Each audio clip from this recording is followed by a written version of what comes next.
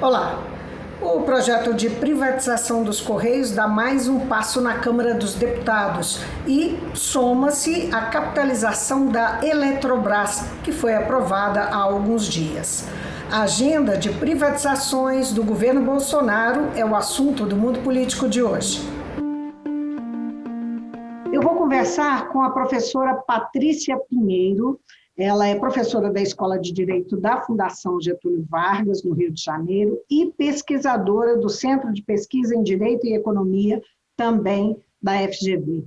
Patrícia, obrigada por atender a gente aqui do Mundo Político, da TV Assembleia. Imagina, eu que agradeço o convite, é um prazer.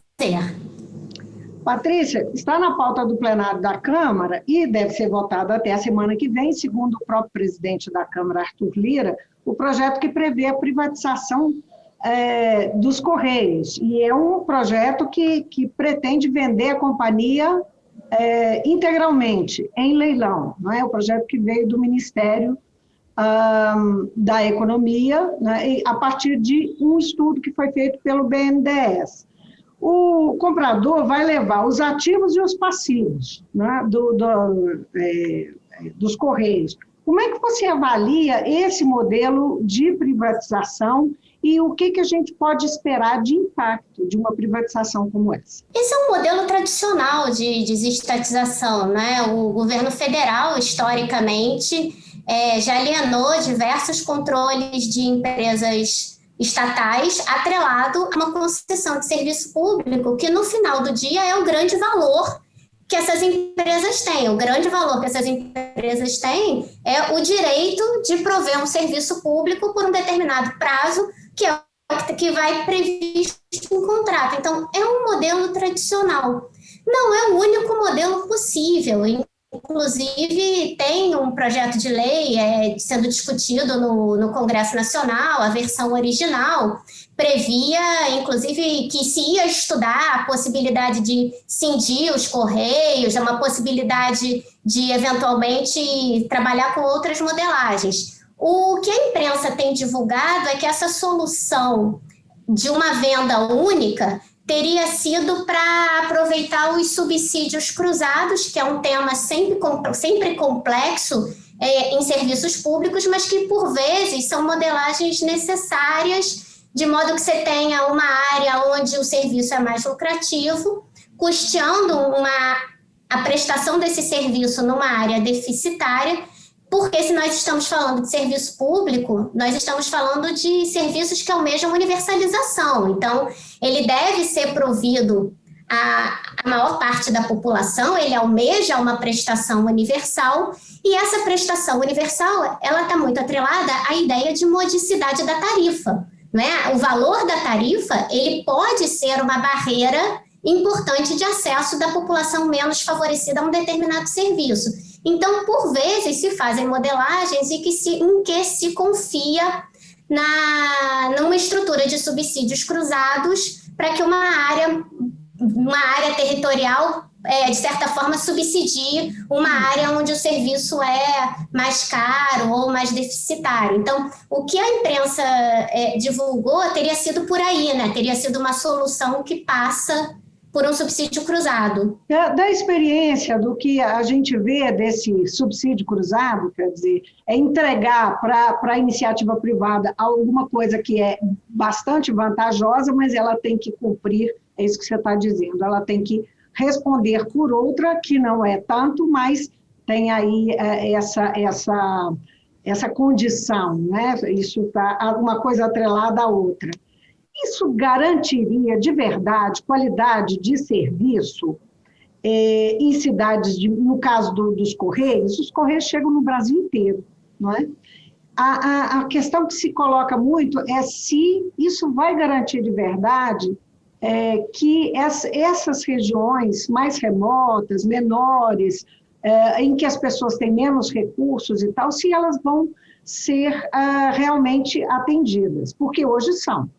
Primeiro, a questão do indicador de qualidade, né, dos indicadores de qualidade do serviço, eles devem vir da modelagem, eles devem estar claramente previstos no contrato de concessão. Então, o primeiro passo, e que geralmente é muito meritório em processos de estatização é que se contratualiza entre o poder público e a iniciativa privada a prestação de um serviço atrelado a indicadores de desempenho. Então, esse é o primeiro ponto, quer dizer, para garantir essa sua preocupação, que é extremamente legítima, que é a qualidade do serviço que vai chegar, de repente, em pequenas populações, pequenos municípios, é preciso que se esteja claramente colocado no contrato sobre qual é o dever da concessionária e que o descumprimento de parâmetros mínimos de qualidade tenha consequências, não é? Haja ali uma penalização na tarifa, haja mecanismos de se garantir a efetividade disso.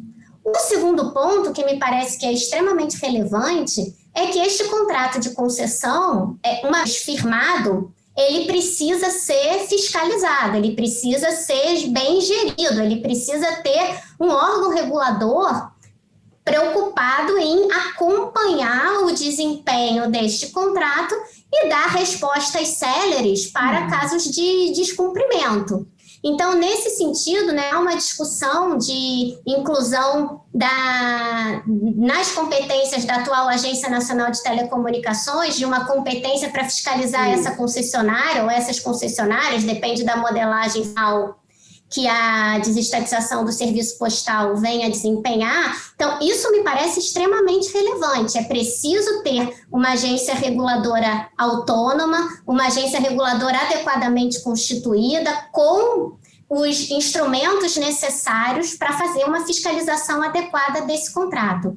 E claro que tem um terceiro pé, que é até antecedente a esse, que é uma licitação bem feita. Então, a estruturação de uma licitação que traga investidores, agentes econômicos, pessoas que sejam efetivamente capazes de gerir adequadamente um contrato de concessão dessa complexidade. Isso me fez lembrar, você falando da Anatel, que diz que vai mudar de nome, não vai ser só telecomunicações, né? Vai incluir os Correios. Me fez lembrar uma queixa recorrente que todos nós somos vítimas como consumidores da relação que as operadoras de telefonia têm com a população em geral no país, né? E que é uma coisa que a Anatel vai lá, multa e não consegue, as multas são milionárias e ela não consegue regular esse comportamento das operadoras com o consumidor, quer dizer, é uma coisa que popularizou o telefone no Brasil, a telefonia no Brasil, mas nós temos problemas, os consumidores têm problemas, né? Então tem que se pensar para frente. Tem que se pensar para frente, tem que se entender também o papel do regulador. O regulador olha o usuário do serviço público no longo prazo. É claro que um dos mandatos das agências reguladoras é proteger os direitos dos usuários dos serviços públicos. Mas essa agência reguladora, ela protege os direitos do usuário do serviço público dentro de um contrato de concessão que foi firmado e dentro de um aparato normativo e legal vigente. Então, assim, por que o papel da agência reguladora é tão difícil, tão complexo e nem sempre bem compreendido?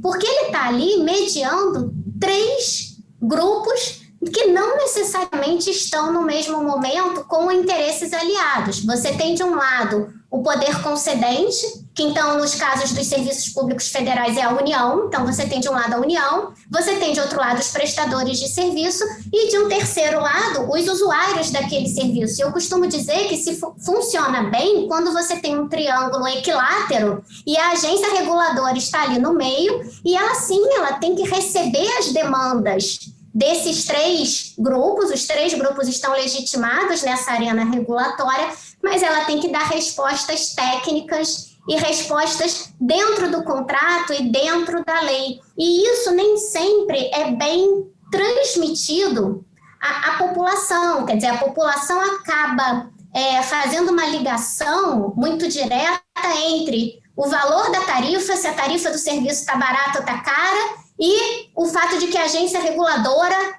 homologou, de alguma forma, aprovou aquela tarifa. Sim, mas muitas vezes, se o trabalho está corretamente desempenhado, aquela tarifa atrelado a um contrato, que está atrelado a um conjunto de investimentos, a um nível determinado de provisão de serviço, isso tudo precisa ser considerado, além do que, às vezes, você tem políticas públicas e decisões que são tomadas fora da agência e que têm uma influência sobre as tarifas. Então, eu entendo o ponto, e a verdade é que o Brasil tem um déficit histórico de infraestrutura muito importante, não é? Principalmente ali a partir dos anos 80, quer dizer, o Brasil necessita de muito mais infraestrutura do que há investimentos no momento sendo realizados. Então, há uma sensação da população, por vezes, dependendo do setor, dependendo da região, de que o serviço pode não estar sendo suficientemente provido.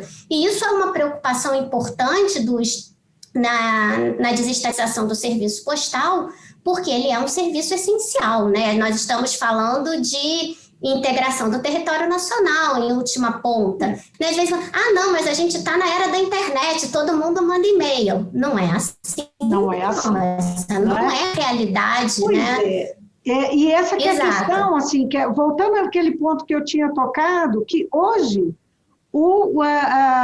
talvez seja a única instituição do governo brasileiro, seja ele qual for, que chega, não é? Que a única estatal que chega em todos os lugares, nos mais remotos, que são os Correios, não é? Garantir isso, fazer um contrato que garanta esse atendimento, vai ser um grande desafio. Vai ser um grande desafio, mas eu acho que nós temos que pensar que é um serviço que demanda muitos investimentos e que o controlador da empresa de Correios e Telégrafos, que é a União, tem N prioridades a serem atendidas, tem restrições orçamentárias importantes, e os investidores privados, eles têm sim condição de aportar investimentos ao sistema. Então, nós temos que pensar, primeiro, na qualidade do serviço que está sendo prestado hoje, e aí eu vou ser honesta, eu não tenho os dados para dizer se efetivamente estamos chegando tempestivamente e com confiabilidade em todas as localidades do país.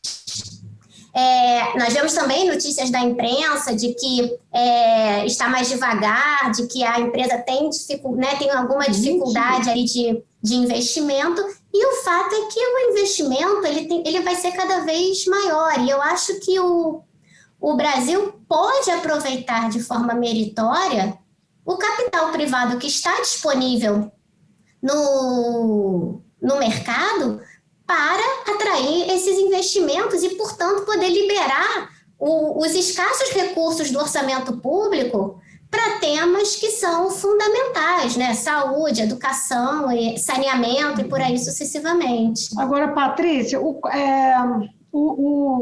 que o BNDES planejou para essa privatização passa pela questão do investimento. 300 milhões é o que se noticia que hoje os Correios colocam o investimento anualmente na companhia.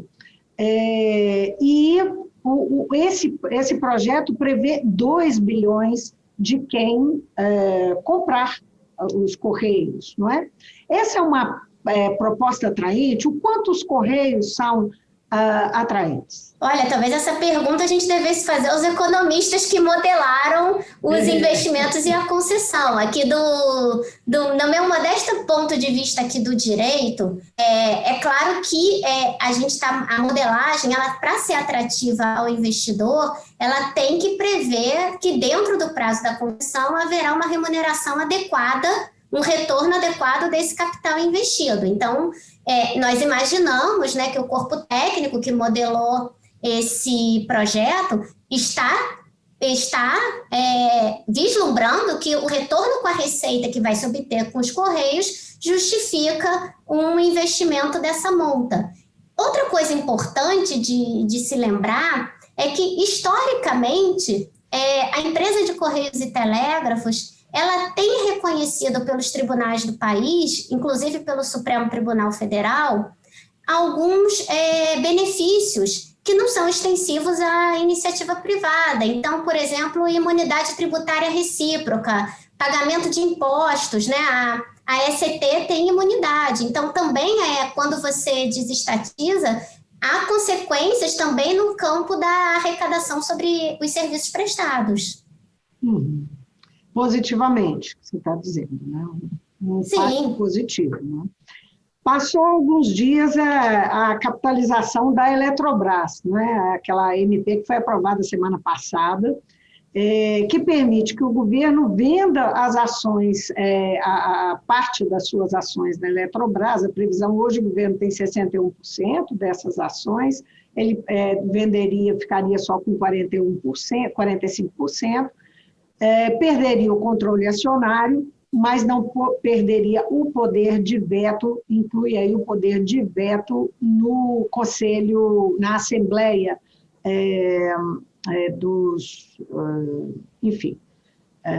de quem tem ações, né, na Assembleia de Acionistas. Como é que você enxerga esse modelo, né? O quanto ele é diferente, não é? Ele não é um leilão, o que o governo vai fazer é colocar as ações no mercado à venda, né? E é parcial. São coisas bem distintas. Como é que você enxerga a diferença entre esses modelos e o quanto isso é interessante para o Estado brasileiro? Ou não?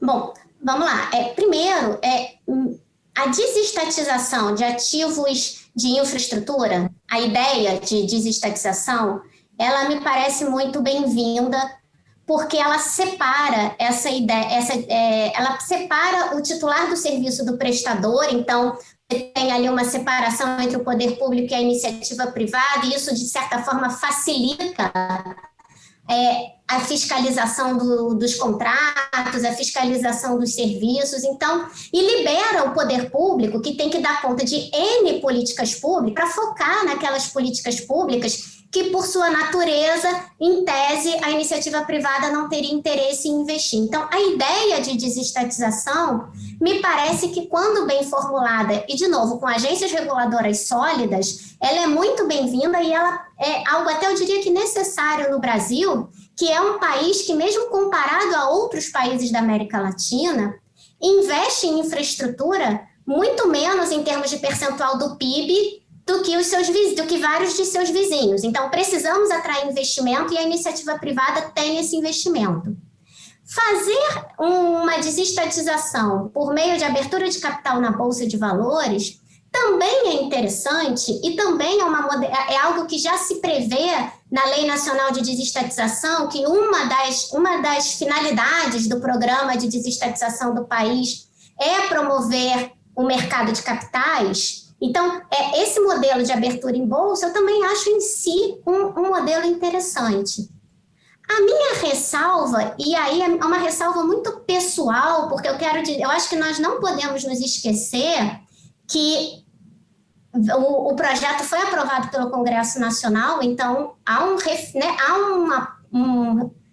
uma chancela dos representantes da sociedade brasileira sobre o modelo que está sendo adotado, e eu acho que isso precisa, em grande parte, ser respeitado.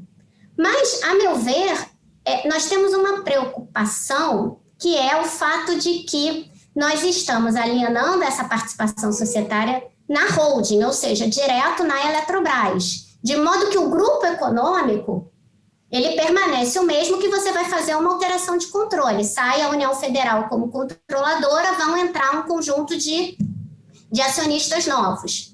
Isso é diferente do que o que se previa nos anos 90. Né? Nos anos 90, no Programa Nacional de Desestatização, a ideia é que as controladas principais da Eletrobras, então Furnas, Chesf, Eletronorte, que elas iam ser alienadas separadamente em leilões tradicionais, né, do modelo de concessão. Mas isso acabou não acontecendo. E por que eu estou fazendo esse comparativo? Porque quando você faz a alienação das controladas, existe um trade-off. Qual é o trade-off? Em tese, cada empresa separada pode ter um valor menor do que o conjunto delas agregado, debaixo da Eletrobras, mas, de outro lado, você fomenta a concorrência nas atividades, porque você aumenta a possibilidade de ter diversos grupos econômicos atuando no setor. Então, esse eu acho que é um ponto que, do ponto de vista acadêmico, valia a pena discutir. E claro que há uma questão muito grave na solução final que foi dada no Congresso Nacional, que são os famosos jabutis, né? E uma tentativa de atrelar a privatização, enfim, a alienação do controle da Eletrobras a um determinado conjunto de investimentos e políticas em determinados segmentos de geração, que não me parece que ali era o lugar, era o foro adequado para ser discutido. Quer dizer, a matriz energética, a matriz elétrica do país tem um Conselho Nacional de Política Energética, tem uma empresa de pesquisa energética, tem planos decenais de energia sendo pensados. Então, me parece que não seria ali o local, mas, de novo, né, eu acho que de certa forma, temos que respeitar a vontade dos representantes que lograram aprovar esse projeto, mas já se anuncia também na imprensa uma eventual judicialização, né? E eu acho que esse é um tema que une as duas desestatizações das quais nós estamos falando, porque no caso do serviço postal já há uma judicialização de quem entende que o serviço seria indelegável. Não concordo com a tese, mas ela já está posta. E há agora, né, uma discussão se haverá ou não judicialização da versão que venha a ser sancionada aí pelo presidente, né, do que foi aprovado. No caso dos Correios, há uma questão que é o contingente de empregados, né? Os Correios empregam 100 mil pessoas. Essa é uma questão a ser colocada quando se vai fazer uma privatização, principalmente um leilão, 100% de privatização, não? Não, são questões de extrema complexidade, né? O tamanho dessas empresas, o peso que elas têm, impõe uma discussão muito complexa, porque atinge, né, uma quantidade muito grande de colaboradores. Existe, no caso da Eletrobras, também uma previsão, assim, em que pese que o governo tem negado isso, dito que não, e ao argumentar pela capitalização para posterior, né, venda dessas ações, ele defendeu que isso vai reduzir tarifas. Mas há uma parcela aí de analistas e economistas que acham que não, que isso vai tornar as tarifas ainda mais caras e coincidir com o momento de tarifas altíssimas por conta da crise energética que nós estamos passando, né? Nossas tarifas já estão nas alturas.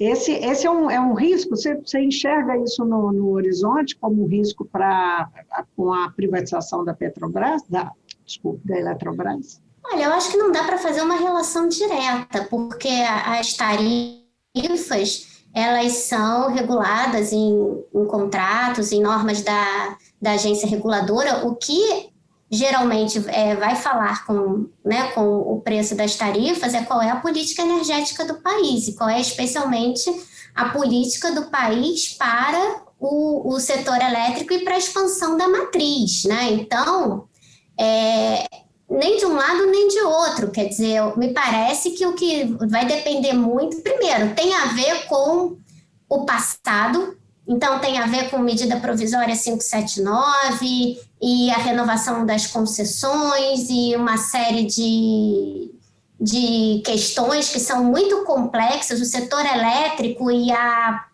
tarifação no setor elétrico, ela é bastante complexa.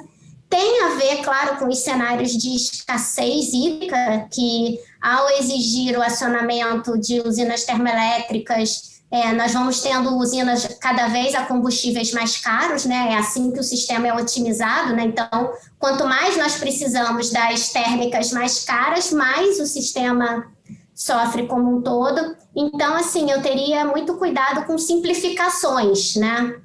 de que a desestatização em si vai tornar a tarifa mais cara ou mais barata. Eu acho que a discussão é muito mais profunda.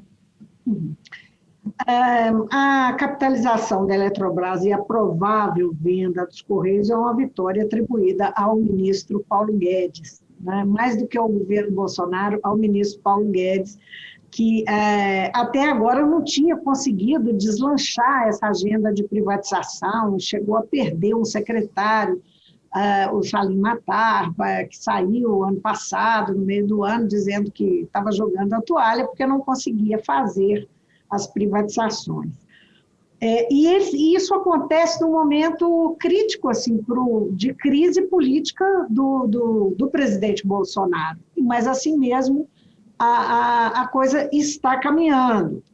Quem, na sua opinião, ganha, pensando aí nesse conjunto, né, estou aqui mostrando um aspecto político, mas pensando nas diversas forças e interesses, né, que movem a sociedade, quem ganha e quem perde, a quem interessa que essa agenda caminhe mesmo com crise, mesmo com a adversidade, e quem pode perder com essas privatizações? Vamos lá. Primeiro, ser a favor ou ser contra desestatizações e privatizações é algo que faz parte do jogo político, né? Nós temos tempos mais estatizantes e tempos mais privatizantes, digamos assim. Se a gente olhar o histórico do país desde a redemocratização, é um pêndulo, não é? Fizemos uma das maiores desestatizações do mundo nos anos 90, depois tivemos um governo um pouco mais estatizante, depois tivemos um governo agora eleito, pelo menos formalmente, com um discurso privatizante. Então, isso é um pêndulo e faz parte do jogo democrático. Isso dito, nós nunca paramos, né? O Programa Nacional de Desestatização do país, ele é permanente. Alguns setores o têm de forma mais perene, então, no setor elétrico, sempre tem leilão de novas linhas de transmissão, nós tivemos várias rodadas de concessão de terminal portuário, rodovias, agora, recentemente, né, teve uma concessão de ferrovia nova, que era uma coisa que o Brasil estava tendo muita dificuldade de ter investimentos. Então, é um pêndulo, hora para mais, hora para menos. Atribuir a alguém, num regime como nós temos de independência e separação de poderes, talvez também seja simplificar uma coisa que, no fundo, é muito mais complexa. Porque privatizações como essas que nós estamos conversando, como os Correios, a Eletrobras, elas passaram pelo Congresso Nacional.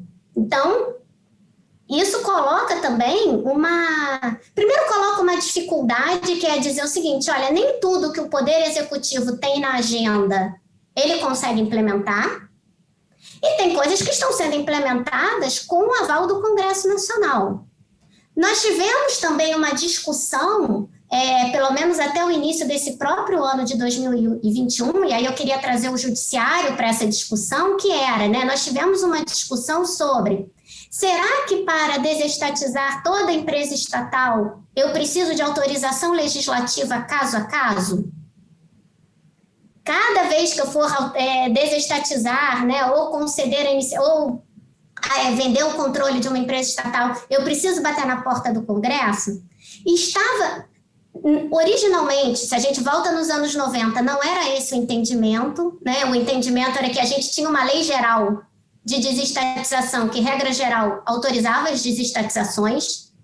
Depois, já recentemente, nós tivemos uma discussão sobre isso ali no momento da abertura de capital, da abertura do controle acionário da BR Distribuidora. Foi um momento de discussão disso no Supremo Tribunal Federal, e ali aparecia que ia se formar um entendimento de que não para as controladas, mas que para as empresas controladoras ou as holdings dos grupos estatais seria necessária autorização legislativa.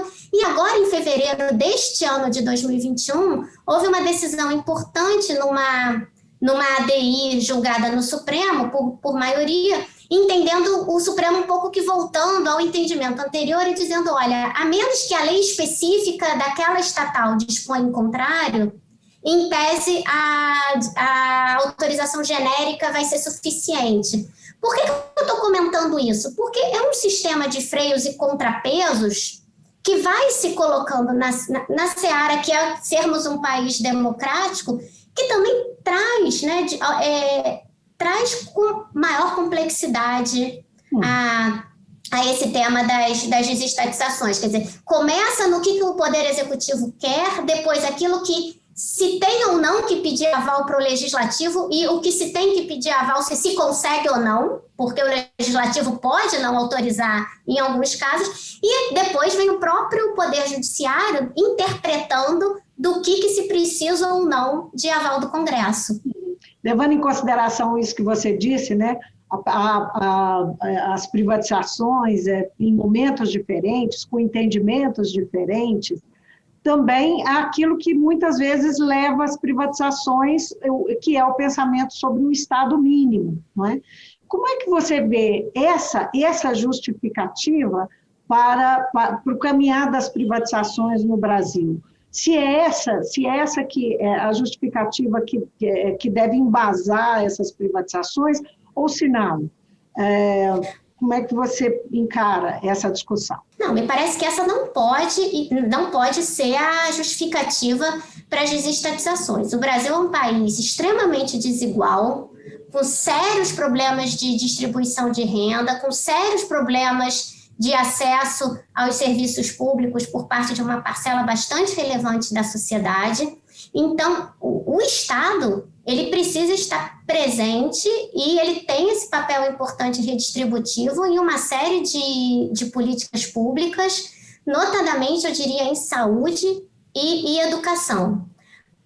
Isso posto, desestatizar aquilo que não é central, quer dizer, o governo precisa garantir que nós tenhamos uma política para o setor elétrico consistente no longo prazo, que leve em conta as sazonalidades do país, que é um sistema hidrotérmico, que leve em conta que nós estamos sofrendo mudanças climáticas, que leve em conta que tanto a hidroeletricidade quanto a energia eólica são intermitentes, porque depende de ter água e depende de ter vento, mas isso não significa que para nós termos uma política consistente e um Estado presente na formulação da política do setor elétrico, a gente não precisa que os elétrons que sejam gerados por uma estatal e que as linhas de transmissão sejam operadas por empresa estatal. Então, eu acho que isso também é muito importante, a gente ter a oportunidade de esclarecer para a população. Sobre segurança, sobre a segurança do Estado, sobre soberania, a questão elétrica sempre também foi ligada a isso, não é? Essa justificativa de ser estatal, que o setor elétrico ser estatal, essa não é uma questão a ser considerada? Olha, a garantia do suprimento é um dever da União, né? Ela tem que garantir o suprimento, mas, de novo, quer dizer, garantir o suprimento me parece que é ter uma política consistente, ter uma agência reguladora independente capacitada para responder tempestivamente às preocupações, ter um olhar da Autoridade de Defesa da Concorrência, isso é bastante relevante, quer dizer, pensar o sistema e garantir a concorrência entre os agentes econômicos. Se isso tudo estiver bem desenhado, não é o fato do prestador diretamente ser um privado e não um parceiro público que vai colocar em segurança o país. Quer dizer, talvez, e eu não quero simplificar, mas se nós voltarmos lá na greve dos caminhoneiros, não é? Nós tínhamos um provedor estatal de combustível e, na verdade, houve uma paralisação importante. Então, não estou aqui advogando nem a favor nem contra a privatização em si, mas eu estou querendo ilustrar que essas correlações elas não são tão simples de serem feitas. O que nós não podemos, o que o Estado brasileiro jamais deve abrir mão é de um planejamento consistente e de uma fiscalização consistente. E nisso, nós ainda temos muito que caminhar, nós ainda somos um país que planeja pouco e que dá pouca resiliência aos seus locais institucionais de planejamento. Quer dizer, deveríamos, né, temos que pensar que a política do setor postal, a política do setor elétrico, a política da logística nacional são políticas de Estado. É claro que cada governo que entra pode dar o seu toque, um vai ser mais estatizante, outro não, mas nós não podemos destruir e construir políticas desse grau de complexidade a cada 4 anos. Então, pensar na resiliência e ter realmente, como, por exemplo, o setor elétrico tem, né? Ele tem planos decenais de energia olhando 10 anos à frente. Olhar essas políticas de longo prazo é fundamental. É isso que, na minha opinião, vai garantir a soberania e a confiabilidade desses serviços. Eu sei que você não gosta de simplificações, mas eu vou citar a pesquisa que saiu ontem da CNP, MDA, que levantou, que perguntou às pessoas, aos entrevistados, o que achavam das privatizações, e 51% da população se manifestou contra. Né? Só 27,8% são a favor. Aí tem lá 11, pouco que não sabe muito bem se é a favor, se não é. Mas, enfim, é significativo. Né? Você me permite um comentário sobre isso? Oi? Se você me permite um comentário sobre isso, claro. Você falou que é uma pesquisa da Confederação. É uma pesquisa da Confederação Nacional dos Transportes, né? Isso. É interessante porque o que acontece? Nós não temos... Esse tema é difícil, de novo. Por quê? Porque a pessoa prefere, às vezes, ter uma estrada toda esburacada, mas não pagar o pedágio. Então, a desestatização, ela é muitas vezes atrelada ao aumento do custo do serviço. Mas a gente muitas vezes não coloca nessa equação que uma estrada, uma rodovia bem pavimentada, duplicada, sinalizada, salva vidas. E que estradas de terra esburacadas, não pavimentadas, não só aumentam o número de óbitos por acidente, mas atrasam o escoamento da produção nacional. Isso acontece, por exemplo, quando você leva qualquer serviço público, água, luz, a um determinado novo lugar, porque a pessoa, às vezes, está acostumada a ter alguma ligação ali não regular, mas que também não é precificada, e geralmente, quando se organiza e se privatiza ou se concede, ali você está passando a uma situação na qual o serviço é custeado pelo usuário. Né? A estrada não pedagiada está custeada pelo orçamento. Contribui quem passa na estrada, quem não passa na estrada. A estrada pedagiada só é custeada pelo usuário. Então, muitas vezes, o usuário tem uma sensação, e que não é errada, de que a desestatização trouxe custo. Mas por quê? Porque os serviços custam. O que a gente tem que pensar é que qualquer rodovia custa.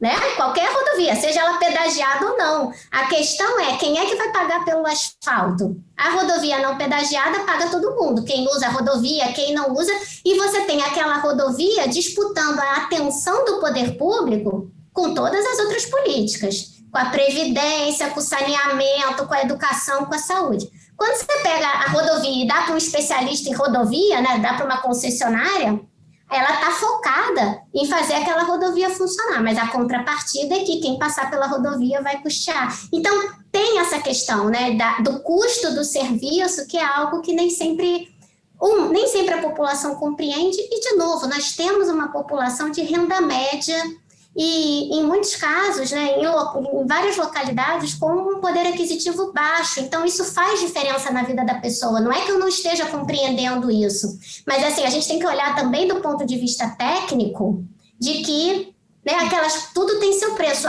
O ônibus da cidade pequena que é tarifa zero. Tarifa zero significa que todos os contribuintes do município estão contribuindo para aquele ônibus circular, porque ele continua precisando de pneu, gasolina, motorista, né, e por aí sucessivamente.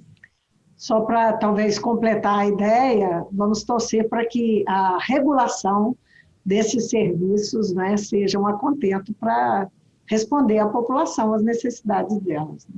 E outra coisa importante, apesar dos nossos serviços serem públicos, né, e o serviço público está atrelado à ideia de universalidade, generalidade e modicidade tarifária, muitos dos nossos serviços públicos são fortemente tributados. Então, a carga tributária incidente sobre o valor final da tarifa é muito alta, o que não deveria ser, afinal de contas, se são serviços essenciais ou muito relevantes à sociedade, não deveria ser ali que o ânimo arrecadatório, né, dos entes federativos em geral deveria focar em suas lentes, mas muitas vezes porque a base de arrecadação é muito grande, porque tem muitos usuários, e geralmente é um serviço que a população paga, então tem pouco inadimplemento. Mas essa é uma discussão muito séria que a sociedade brasileira deveria fazer. Em vários serviços públicos, qual é a tributação que se vai colocar sobre um serviço que é público? Patrícia, muitíssimo obrigada por essa conversa. Imagina, foi um prazer, eu fico à disposição aí. Que ótimo, nós contamos com isso, tá? E adoro Minas, espero que em breve isso tudo passe para poder voltar a visitar. É um estado lindíssimo, riquíssimo, sou fã. Vamos torcer para que essa pandemia nos deixe rapidamente, né, para a gente poder passear. Obrigada, Combinado. Conversei com a professora Patrícia Pinheiro, ela é professora da Escola de Direito da Fundação Getúlio Vargas, no Rio de Janeiro, e é também pesquisadora do Centro de Pesquisa em Direito e Economia da FGV. A gente fica por aqui, até a próxima. Tchau, tchau.